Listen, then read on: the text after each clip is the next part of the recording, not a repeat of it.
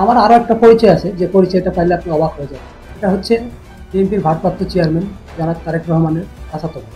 আমাদের senior person যারা officer আছে তারাও আমাকে ফোন টোন দেয়, কিংবা তাদের সাথে কথাবার্তা হয়। দেখা যাচ্ছে দেখেন সেনাপ্রধানের সাথেও মিটিং থাকে, কিংবা ডিজিএফ এর প্রধানের সাথেও মিটিং থাকে। আপনাকে আমি তো বলছি যে ভাইয়া আমি আপনাকে সহযোগিতা করবো, সমস্যা নেই। আর গুলশানের মানে গুলশান জোনের ডিসি বলতেছিলেন? হ্যাঁ হ্যাঁ হ্যাঁ, ভাইজান ভালো আছেন আপনি?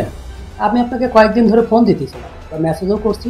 হ্যাঁ, যে আমি আপনার সাথে কথা বলতে চাই, হয়তো আপনার ফোনটা রিসিভ করে নেবেন ছিলেন বা দেখা যায় যে হ্যাঁ হ্যাঁ, আমি বুঝতে পারছি।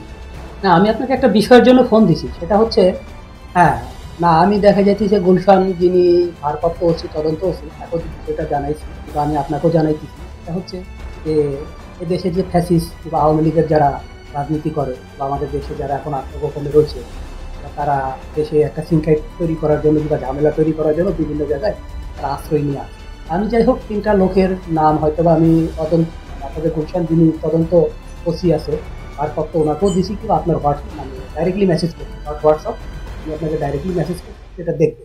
বিষয়টা একটু দেখে দেখা যায় যে কোনো প্রকারে যেন কোনো ঝামেলা বা দেশে কোনো সহিংসতা যেন না তৈরি করতে পারে।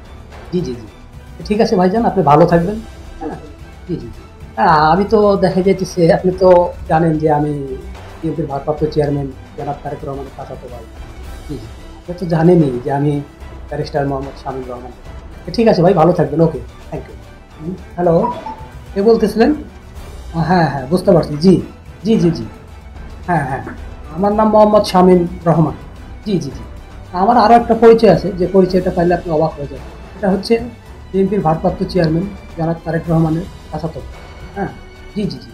এর বাহিরেও আমার আর একটা পরিচয় আছে, যে আমি একজন ব্যারিস্টার। হ্যাঁ, মোহাম্মদ শামীম রহমান। জি জি জি।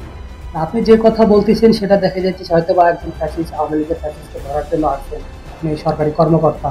হ্যাঁ, আপনি দেখা যাচ্ছে রাষ্ট্রের ভালো ভালো মন্দ দায়িত্ব কিংবা দেখা যাচ্ছে আপনাদের দিয়ে রাখতে কিংবা দেখার জন্য আসছেন। নিশ্চয়ই নিশ্চয়ই আমি আপনাদেরকে সহযোগিতা করব। অবশ্যই অবশ্যই। নাম যেন কি বলছেন? হ্যাঁ হ্যাঁ, বুঝতে পারছি, বুঝতে পারছি। আচ্ছা, সমস্যা নাই, আমার ঢাকা সিটিতে অনেক লোক আছে। হ্যাঁ, তাদেরকে আমি বলতেছি, দেখি এই নামে কেউ আছে কিনা। জি জি জি, জি জি জি। ভাই আসলে আপনার সাথে সময় দেওয়ার মতো সময় এখন আমার নেই, কিন্তু আমি আপনাকে পরবর্তীতে ফ্রি হয়ে ডেকে নেব, কেননা অনেক মিটিং মিছিল প্রোগ্রাম নিয়ে ব্যস্ত থাকি তো। জি জি জি। আমাদের সিনিয়র পার্সন যারা অফিসার আছে তারাও আমাকে ফোন টোন দেয়, কিংবা তাদের সাথে কথাবার্তা হয়। জি, বুঝতে পারছি। জি, হুম। দেখা যাচ্ছে দেখেন সেনাপ্রধানের সাথেও মিটিং থাকে, কিংবা ডিজিএফ এর প্রধানের সাথেও মিটিং থাকে। হ্যাঁ, আমাদের সাথেও ফোনে কথা হয়। জি, না না, যেটা বলছেন আপনি সেটা নিশ্চয়ই, আপনি যেহেতু আপনি আমার সাথে বসতে চান কিংবা দেখা করতে চান, অবশ্যই আমি আপনাকে ফ্রি হয়ে ফোন দিয়ে অবশ্যই আমি আপনাকে ডাকবো। না, আপনি আমাকে ফোন দিন, আপনি ফোন দিলে আমি আপনার ফোন রিসিভ করবো। কিংবা দেখা যাইতেছে আমি যদি ফ্রি মানে ব্যস্ত থাকি, হ্যাঁ, হয়তো ফোন যদি নাও রিসিভ করি, পরবর্তীতে হয়তো আমি ফ্রি হয়ে আপনাকে ফোন ব্যাক করবো। জি জি জি জি। আপনি যেহেতু বলছেন, দেখা যাইতেছে যে আপনি যেহেতু আসছেন, হ্যাঁ, আপনি গোয়েন্দা বিভাগের লোক কিংবা টিভির লোক, আপনাকে আমি তো বলছি যে ভাইয়া আমি আপনাকে সহযোগিতা করবো, সমস্যা নেই। হ্যাঁ হ্যাঁ, অবশ্যই অবশ্যই ভাইয়া। তো ঠিক আছে, আপনি ভালো থাকবেন। হ্যাঁ, ভালো থাকবেন, পরে আপনার সাথে আমার কথা হবে। আপনি ফোন দিন, আমি আপনার ফোন রিসিভ করবো, সমস্যা নেই। কিংবা আমি ব্যস্ত থাকলেও আমি যদি আপনার ফোনটা রিসিভ যদি নাও করি, পরবর্তীতে ব্যাক করবো।